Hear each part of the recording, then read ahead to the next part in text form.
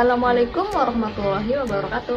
Perkenalkan, nama saya Miliana Devi, Prodi Vokasional Informatika 2A NPM 2015-1953. Jadi di sini saya akan menjelaskan tentang ASI atau aliran sistem informasi. Aliran sistem informasi merupakan suatu bagan yang menggambarkan arus logika dari data yang akan diproses dari awal suatu program hingga akhir suatu program tersebut. Jadi, pada kesempatan kali ini, saya akan memberikan penjelasan tentang ASI pendaftaran mahasiswa baru. Sebelumnya, saya akan menjelaskan tentang studi kasus dari ASI atau aliran sistem informasi lama. 1. Panitia memberikan formulir pendaftaran kepada calon mahasiswa untuk diisi.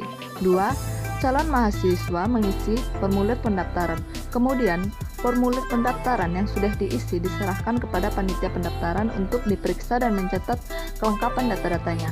Yang ketiga, kemudian dari hasil pemeriksaan menjadi laporan data-data yang akan dijadikan arsip dan diserahkan kepada pihak Pusdakom untuk disimpan ke arsip. 4. Sebelum mengikuti ujian, calon mahasiswa harus membayar uang pendaftaran dahulu yang akan diserahkan kepada panitia pendaftaran. Panitia pendaftaran membuat ujian seleksi kepada calon mahasiswa agar melakukan ujian seleksi terlebih dahulu. 6. Setelah calon mahasiswa selesai ujian, maka hasil ujian calon mahasiswa diberikan kepada panitia pendaftaran. 7.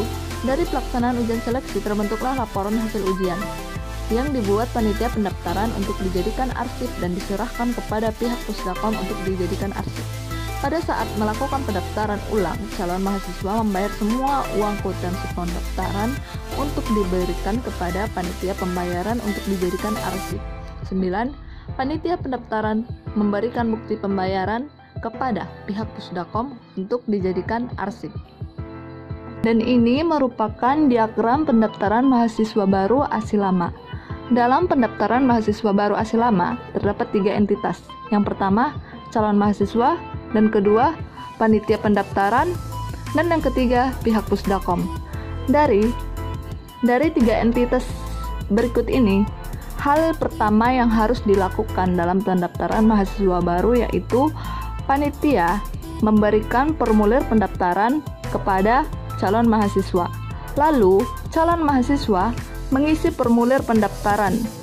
Setelah formulir pendaftaran sudah diisi, diberikan kepada panitia pendaftaran. Lalu, panitia pendaftaran memeriksa dan mencatat data-datanya.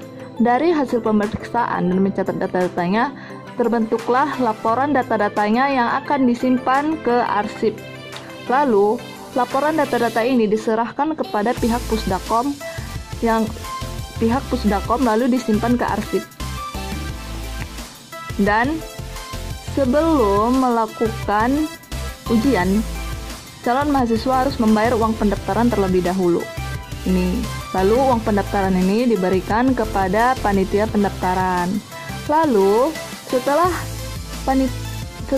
panitia pendaftaran menerima uang pendaftaran, lalu panitia membuat ujian seleksi kepada siswa.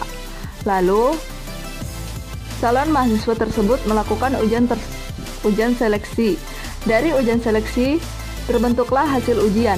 Lalu hasil ujian tersebut ini diberikan kepada panitia pendaftaran. Lalu dari hasil ujian ini terbentuklah laporan hasil ujian yang akan disimpan ke arsip dan diserahkan kepada pihak Pusdakom untuk disimpan ke arsip.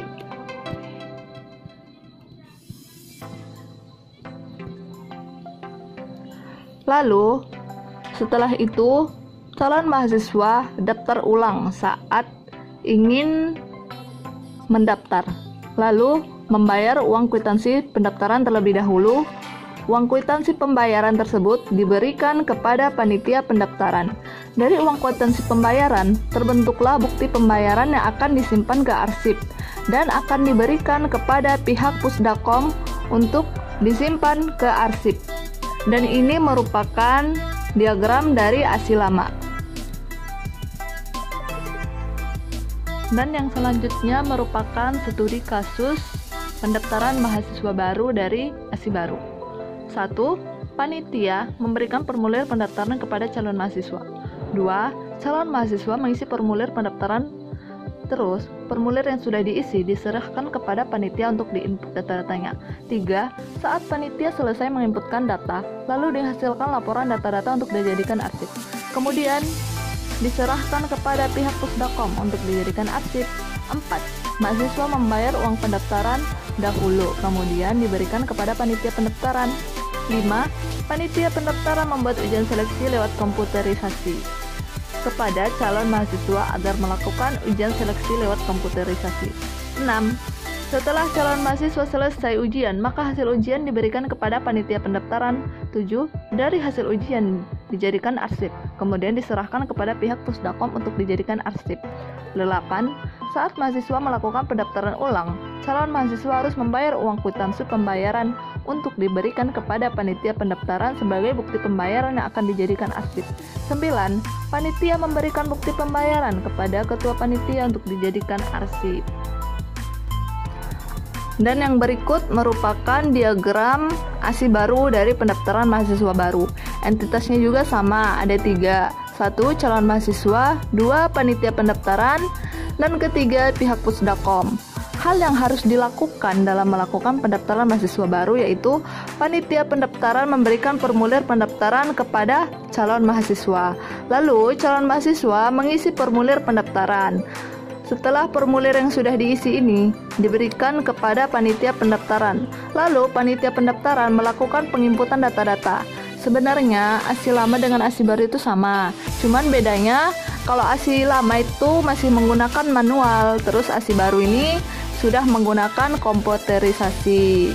Lalu, dari hasil penginputan data-data ini dihasilkan laporan data-data siswa yang akan disimpan ke arsip. Lalu, laporan data-data siswa ini diserahkan kepada pihak Pusdakom untuk dijadikan arsip juga. Lalu, dari laporan data-data siswa ini panitia pendaftaran membuat ujian seleksi lewat komputerisasi. Lalu, calon mahasiswa melakukan ujian seleksi lewat komputerisasi. Dari hasil ujian tersebut, terbentuklah hasil ujiannya, lalu diberikan kepada panitia pendaftaran untuk disimpan ke arsip, lalu diserahkan kepada pihak Pusdakom untuk dijadikan arsip. Dan pada saat pendaftaran ulang, ini calon mahasiswa melakukan pendaftaran ulang, calon mahasiswa harus membayar kwitansi semua pembayaran. Lalu, panitia pendaftaran mencatat kwitansi semua pembayaran, lalu terbentuklah bukti pembayaran yang akan disimpan ke arsip. Dan bukti pembayaran ini diberikan kepada pihak Pusdakom untuk dijadikan arsip.